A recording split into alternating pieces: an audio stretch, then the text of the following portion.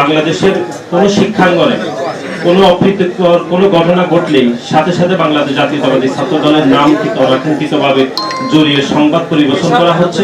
সাজিস আলম কর্তৃক ছাত্র দলের উপর যে দোষ চাপানো হয়েছে সে বিষয়ে আমরা আজকে এখানে আলোচনা জানিয়েছি। উপস্থিত সাংবাদিক সহ যারা উপস্থিত হয়েছেন আপনাদের সবাইকে বাংলাদেশ জাতীয়তাবাদী ছাত্র দল কেন্দ্রীয় সংসদের পক্ষ থেকে আমরা শুভেচ্ছা জানাচ্ছি। পবিত্র মাহে রমজান চলছে এবং আমাদের সেই ধারাবাহিকতা আপনারা কষ্ট করে এসেছেন, আমরা পুনরায় ধন্যবাদ জানাচ্ছি। আপনারা জানেন যে গত বুধবার মধ্যরাতে প্রায় রাত 10টার পরবর্তী সময়ে আমরা দেখেছি বাংলাদেশের সুনন্দন বিশ্ববিদ্যালয় নকশা বিশ্ববিদ্যালয় সাধারণ শিক্ষার্থীদের সাথে বাংলাদেশের একটি নতুন গঠিত দল ন্যাশনাল সিটিজেন পার্টির একজন সম্মানিত নেতৃবৃন্দের সাথে আমরা যে অনাকাঙ্ক্ষিত ঘটনা ঘটেছে এবং তার পরবর্তী সময়ে বাংলাদেশ জাতীয়তাবাদী ছাত্র দলের নামকে যে অনাকাঙ্ক্ষিতভাবে জড়িয়ে যে সংবাদ পরিবেশন করা হচ্ছে সে বিষয়ে আমরা আপনাদেরকে আমন্ত্রণ জানিয়েছি।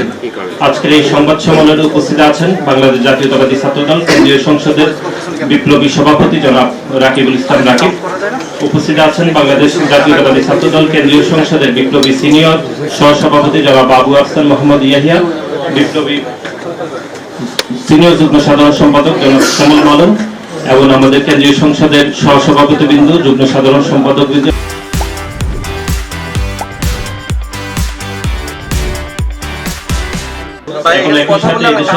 গণতান্ত্রিক রাজনৈতিক ব্যবস্থায় এদেশের গণমানুষের আপসীর নেত্রী দেশনেত্রী বেগম খালেদা জিয়া দীর্ঘদিন ধরে অসুস্থ রয়েছে।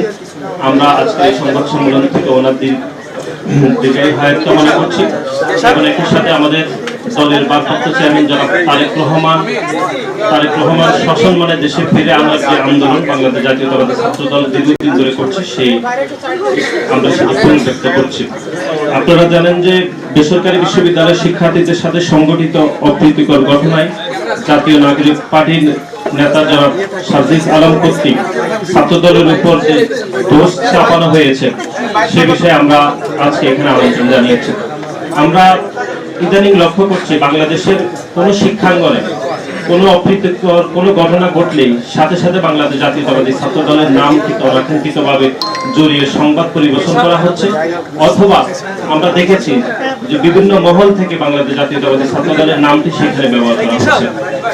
এবং গত 5 আগস্ট ছাত্র জনতার গণ অভ্যুত্থান পরবর্তী সময়ে আমরা দেখেছি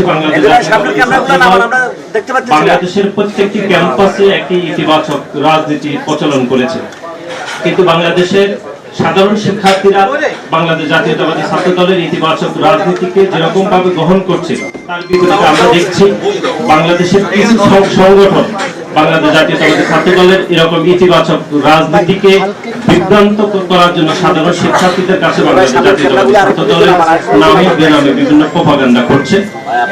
তারই ধারাবাহিকতায় আজকে আমরা এখানে আপনাদেরকে আমন্ত্রণ জানিয়েছি।